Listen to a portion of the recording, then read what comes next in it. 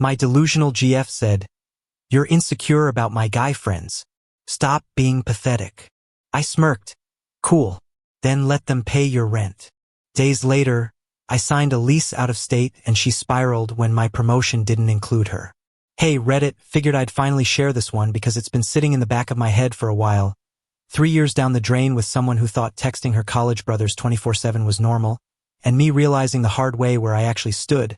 What started as late-night laughs and they're just friends turned into me making the coldest, smartest decision of my life. So here's how it started. I, 28 male, have been with Samantha, 26 female, for 3 years, living together for 1. For the first 2 years things were fine, normal relationship stuff, Netflix nights, cooking together, arguing over whose turn it was to clean the bathroom, nothing wild, nothing dramatic, stable, which in hindsight was probably the calm before the storm. 6 months ago she decided reconnecting with her college crew was a brilliant idea.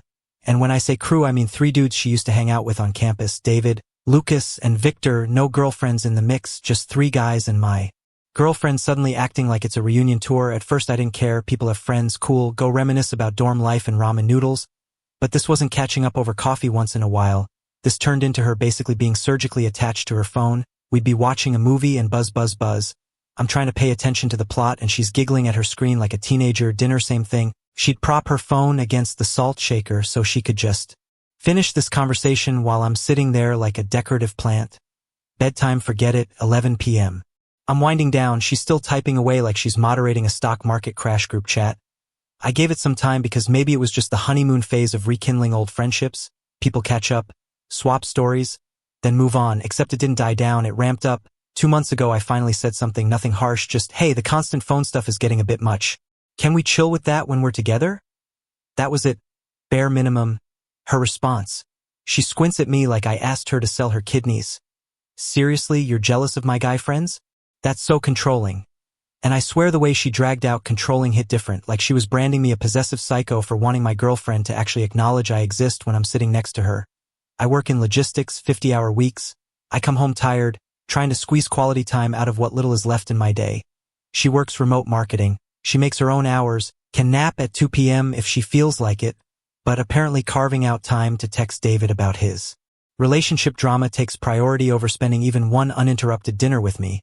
After that conversation, instead of slowing down, she doubled it, almost like she wanted to prove a point. See, I can talk to them whenever I want, watch me. Now suddenly she's got Wednesday game nights with them, Saturday brunches, random Tuesday hangouts. She'd invite me, but in that tone, you know, the one, the you can come if you really want to but we'll all act awkward and make you regret it tone. Basically. A warning label disguised as an invitation, and I'm not stupid. I know the difference between someone wanting you there and someone covering their ass so they can later say, well, I did invite you. So yeah, the red flags weren't exactly subtle. She thought she was slick, but all she was really doing was showing me where I ranked, spoiler, somewhere below David's emotional meltdowns, Lucas's work complaints, and Victor's travel plans. The thing that annoyed me most wasn't even the guy friends. It was the principle. If I came home and spent all night glued to my phone laughing with 3 random women, she'd have lost her mind. I'd be labeled disrespectful, unfaithful, you name it. But since it was her doing it, suddenly I'm insecure if I have an issue. Classic double standard. At one point she actually said, they're like my brothers. Yeah, okay. Funny how none of my actual sisters FaceTime me at midnight, asking for advice on their Tinder matches. Brothers don't spam you with you up texts. What she didn't realize was that every time she picked her phone over me, I started checking out of the relationship a little more. Not angrily. Not with some big plan yet, just mentally bookmarking all the moments she chose them over me. And let me tell you, the bookmarks piled up quick. So yeah, that's where I was at, watching my girlfriend act like I was optional, like my time was filler between FaceTime calls, and I'm telling you, it doesn't take long for a guy who knows his worth to realize he's done playing second fiddle, because here's the thing about me, I don't beg for attention. I don't chase people who can't even look up from their phone when I walk into the room. If that makes me controlling, then fine. Better controlling my own life than sitting around controlled by someone else's lack of priorities. And Samantha, she had no idea the clock was already ticking. Because about a week later my boss pulled me into his office.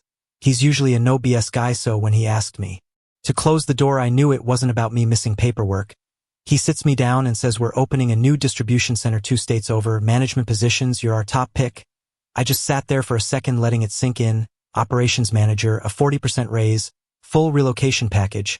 Basically everything I'd been grinding for since I started in logistics. My brain immediately went from how do I tell Samantha to she's not even going to look up from her phone long enough to hear me, but I nodded, thanked him, shook his hand like a professional, and inside I was already picturing the exit sign glowing above my relationship. That night I came home buzzing, not from the coffee, not from the traffic, but from the fact that I was about to level up my entire life. I walked into the apartment ready to share the news, big boy adult moment, tell your partner about the promotion that's about to change both your lives. Guess what I walked into? Samantha sprawled on the couch FaceTiming David. Of course it was David laughing about some inside joke that apparently required 45 minutes of uninterrupted conversation. I put my bag down, I sat, I waited 10 minutes, 15, 20. She didn't even glance my way, that was it. Right then I knew telling her would be like announcing a championship win to someone wearing noise-canceling headphones, so instead of begging for her attention I just watched her sit there giving her whole evening to a guy who isn't even her boyfriend, while her actual boyfriend was 3 feet away with the kind of news people usually pop champagne for. I leaned back, smirked to myself, and thought not anymore. That phrase hit me like a switch. She'd asked me once if I was jealous of her guys. Back then I'd mumbled something. This time the answer was clean. Not anymore. Jealousy requires competition, and I'd already stopped competing. I didn't say a word about the promotion. Didn't drop hints. Didn't remind her she was in a relationship with someone who just got tapped for a leadership role.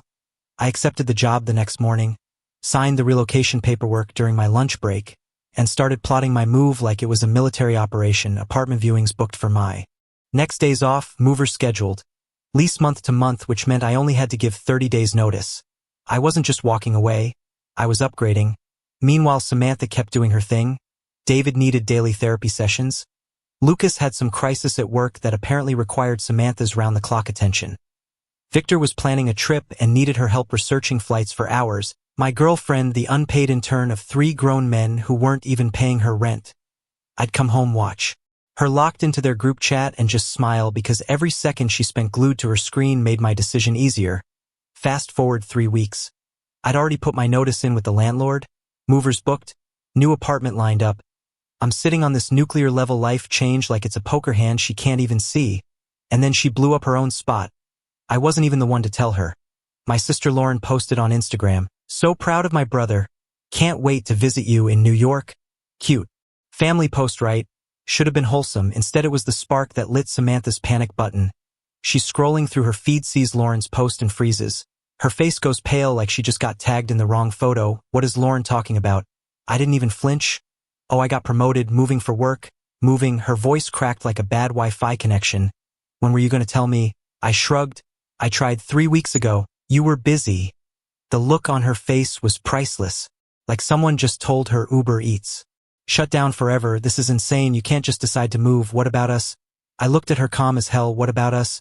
You've made it pretty clear where your priorities are. She sputtered. Because I have friends. Because you have friends who get 90% of your attention while I get the leftover 10%, and that's being generous. Her jaw dropped, and right when I thought maybe she'd take it seriously, she did the one thing that proved I was right. She grabbed her phone mid-argument, looked me dead in the eye while typing, "Are you seriously texting right now? I need advice. This is crazy." From who? David, Lucas, Victor. They understand me. That was the kill shot. No yelling, no fighting, just a clear confirmation that I wasn't even in her top 3 when it came to handling problems in her life. So I leaned back, smirked, and said, "Cool, maybe one of them has a couch you can crash on. The apartment's in my name, always has been, already arranged with the landlord. It's month to month. I gave notice. You've got 30 days. Her phone froze in her hand like she didn't know whether to text or cry first. And me, I just grabbed a beer, sat back, and enjoyed the silence. The kind of silence you don't realize you've been missing until the buzzing notifications stop. But apparently silence was too much for Samantha, because 2 nights later there's a knock at my door. I'm thinking it's Amazon or the neighbor. Nope. I open it, and it's Samantha standing there like she's about to stage a protest with all 3 of her college brothers lined up behind her. David, Lucas, and Victor, the 3 stooges of higher education. I leaned against the doorframe, beer still in hand, and just said, "Well, this looks like the world's saddest boy band reunion." Samantha scowled.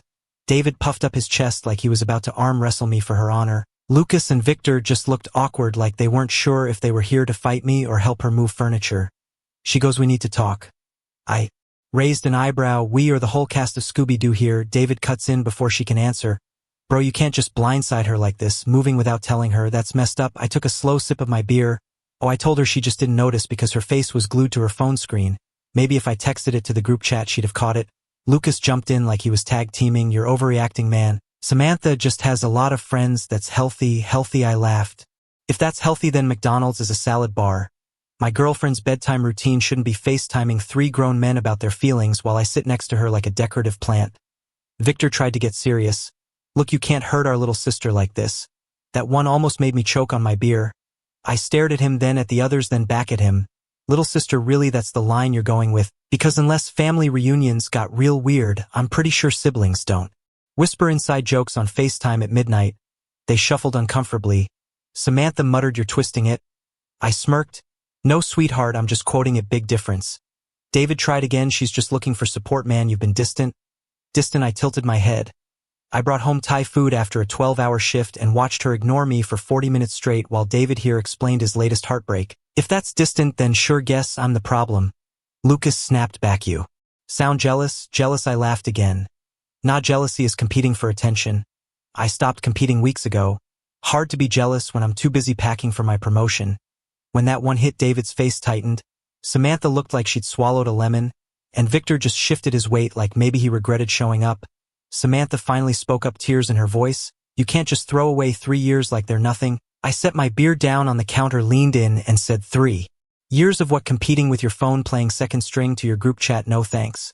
If I wanted to date a ghost, I'd call a psychic. She started crying harder. David stepped forward like he was going to protect her from me. "That's cold, man, she deserves better."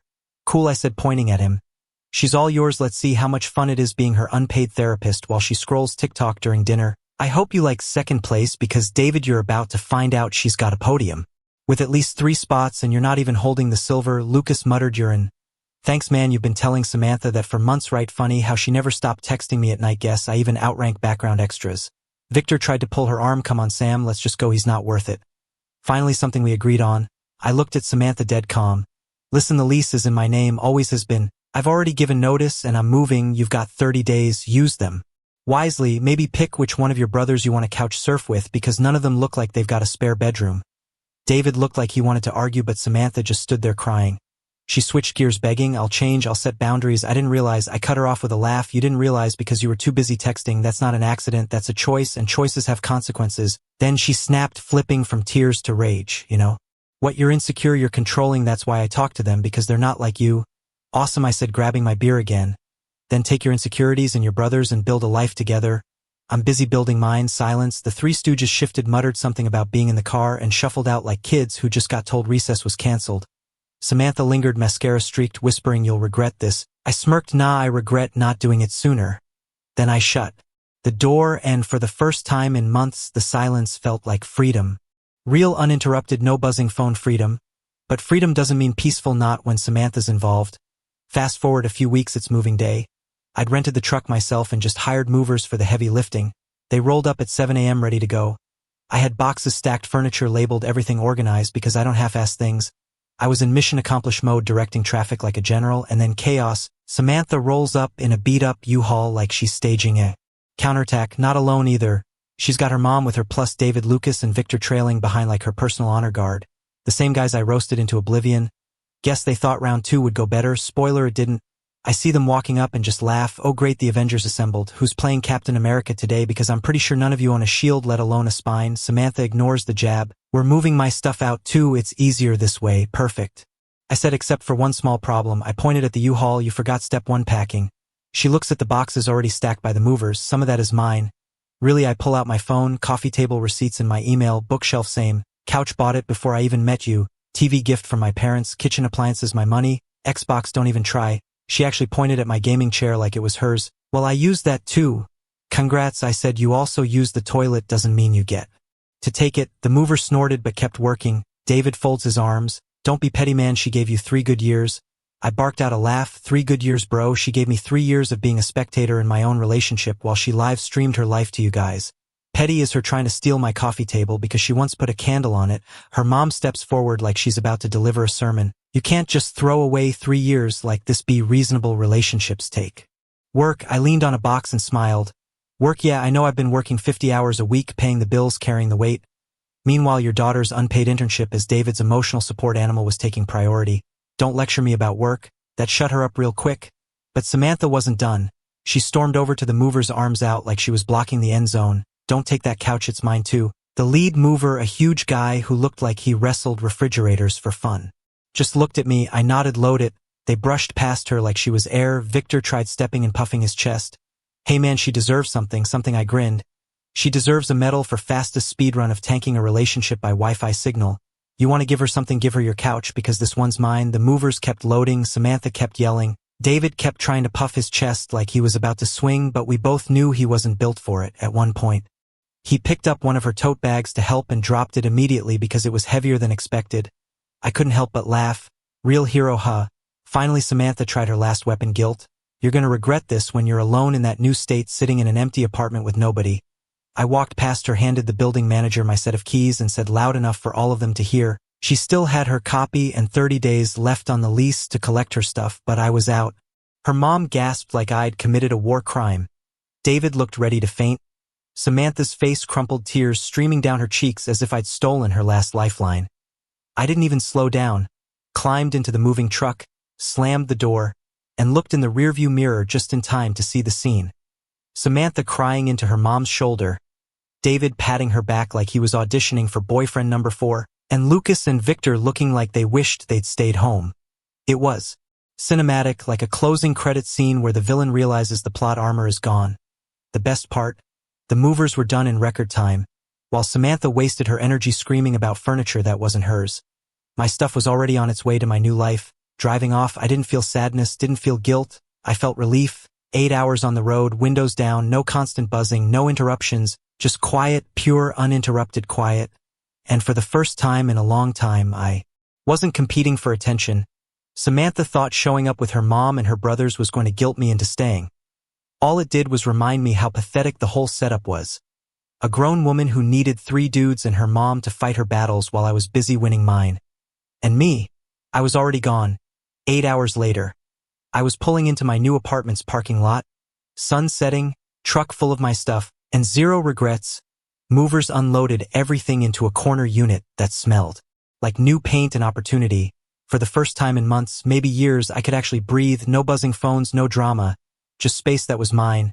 Unpacking felt like therapy. I didn't even turn on music. I just enjoyed the quiet. Every box I opened felt like I was unloading a piece of dead weight from my old life. By the time I set up the TV and dropped onto my couch, it hit me I hadn't had to raise my voice, compete with a screen, or explain myself all day. And the job, Monday, was my first official day as operations manager. Walked in, got introduced to the team, and for once I wasn't just another cog in the wheel, I was running the damn thing. My new boss took the whole crew out for lunch to welcome the guy who's going to keep this place from collapsing. Felt good. But here's the part that made me laugh. While I was settling in, thriving, actually living like an adult with a career, Samantha's life started crumbling like a Jenga tower after a bad pull. First, housing. Remember how she tried to claim half my furniture like it was hers?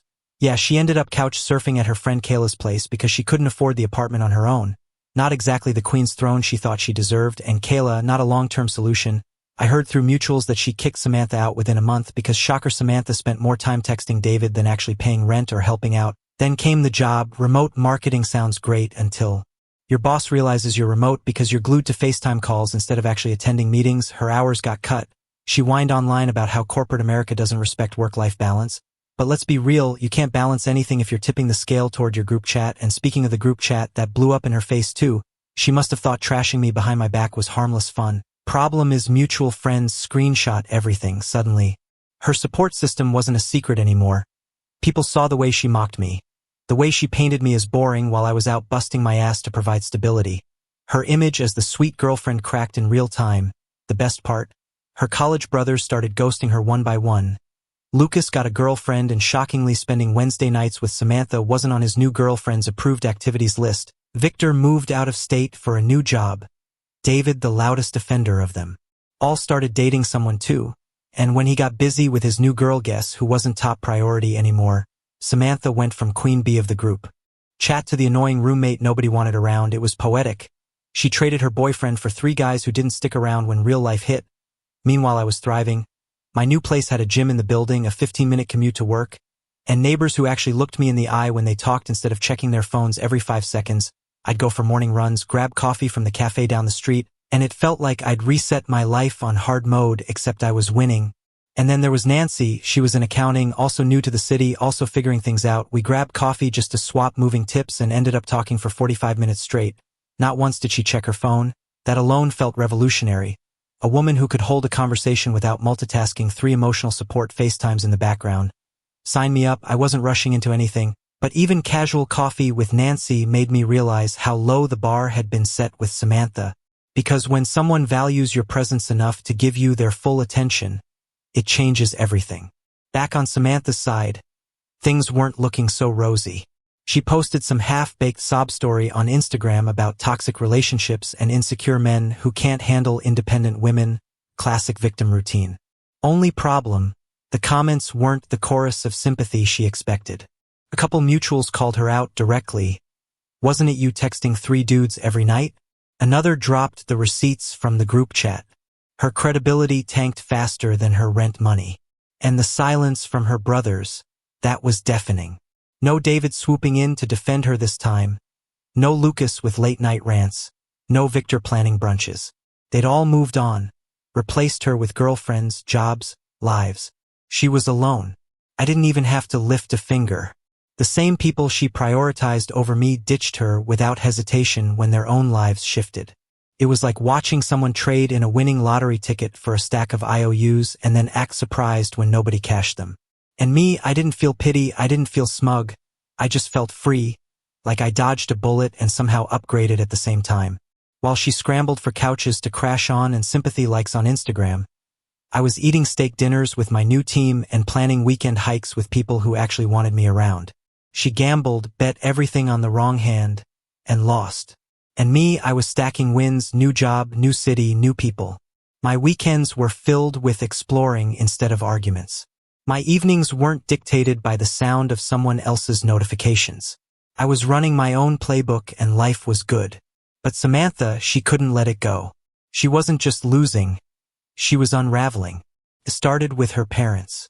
Out of nowhere, I get a call from a number I don't recognize.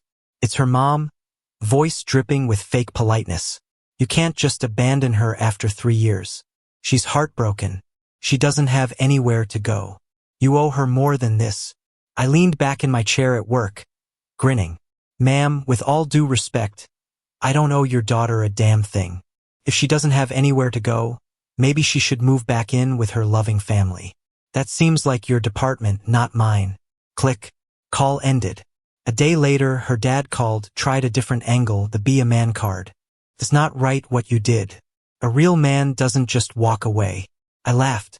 A real man doesn't let himself get treated like background noise while his girlfriend FaceTimes 3 other dudes every night. Maybe next time she dates a real man, she'll figure that out. He hung up too. I thought that was the end of it, but no. Samantha doubled down.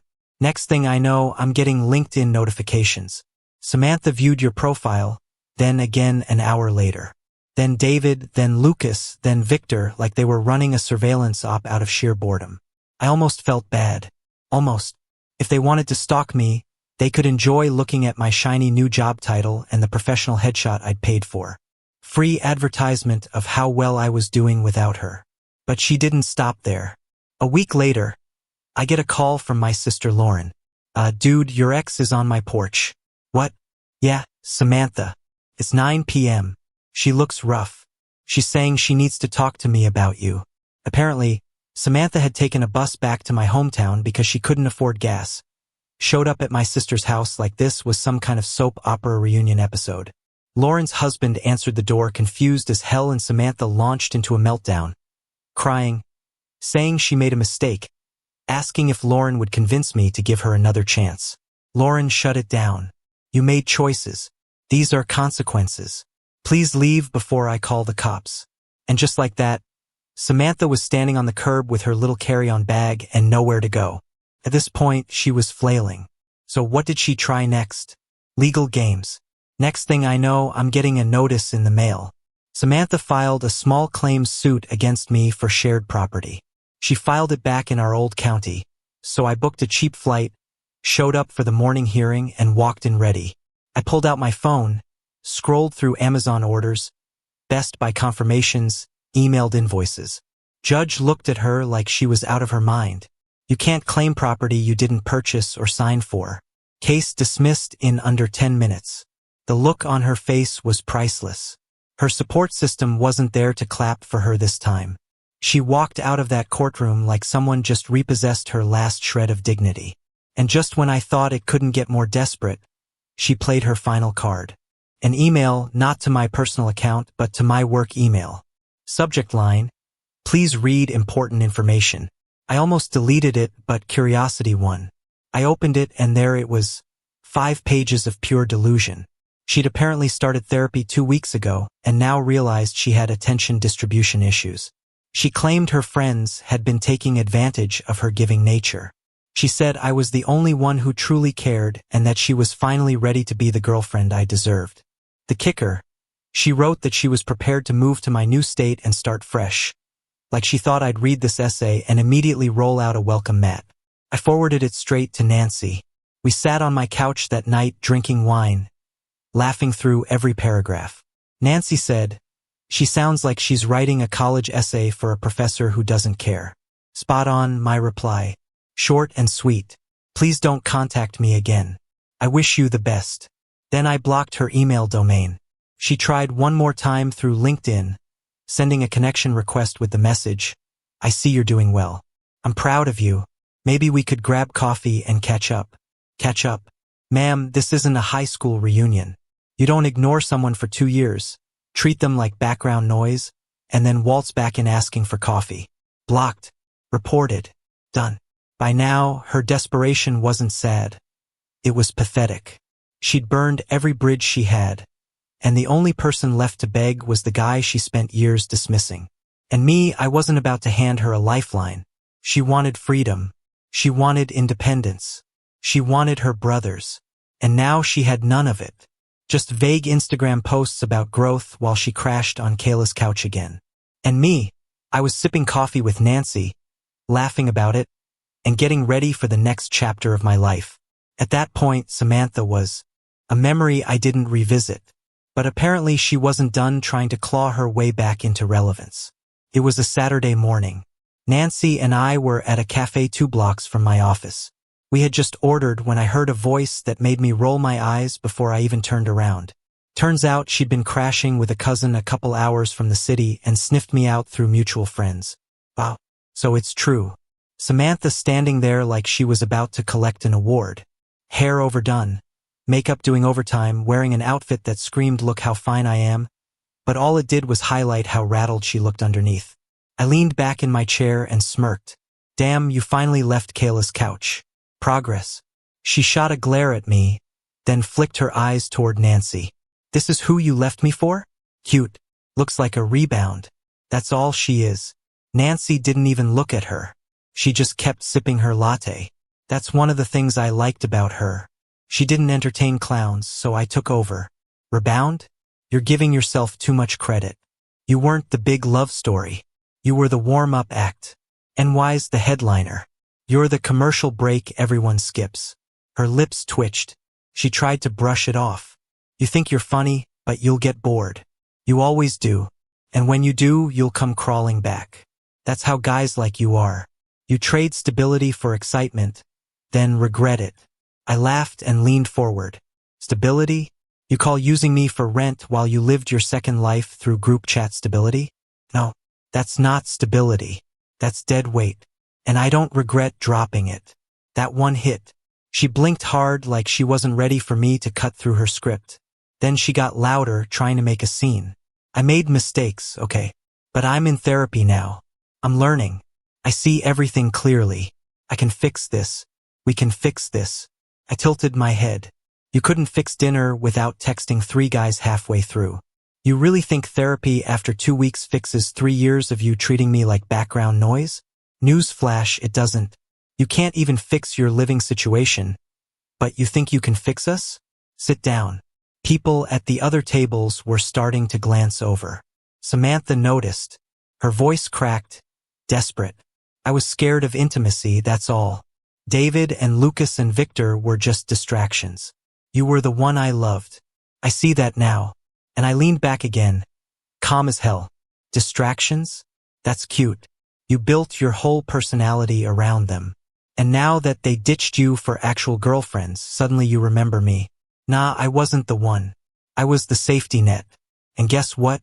Safety nets cut loose when the circus is over. Her face collapsed. The smug smile was gone, replaced with the look of someone who realized they brought a knife to a gunfight. She muttered something under her breath, and stormed out, heels clicking too fast, like she couldn't get away quick enough. Nancy just raised an eyebrow, still sipping her drink. I grinned. That was Samantha's grand finale. Standing ovation. Huh? But the closure wasn't done. 2 weeks later, I ran into Lucas and Victor at a networking mixer. Turns out they'd landed jobs selling into supply chain software, so of course they showed up at the same industry event, of all places, a rooftop bar my company had rented out for logistics people. They spotted me across the room and shuffled over with that "we know we look stupid" energy. Victor started, "Hey man, no hard feelings about back then." I smirked. Which part? The intervention, the moving day circus, or when you tried to call her your little sister while FaceTiming her at midnight? Take your pick. Lucas chuckled nervously. Yeah, about that. You were right. She's too much. We cut her off. I raised my glass. Who could have guessed the girl who drained her boyfriend dry might also drain her friends? Shocking. Victor sighed. Even David bailed once he started dating someone. Said he couldn't deal with her constant drama. That one made me laugh out loud. The guy who swore he was her protector, who strutted around calling me insecure, dumped her the second he had a real relationship. I leaned in. So let me get this straight. She lost me. She lost you guys. She lost her apartment. She lost her job hours. And she still thinks she's the victim.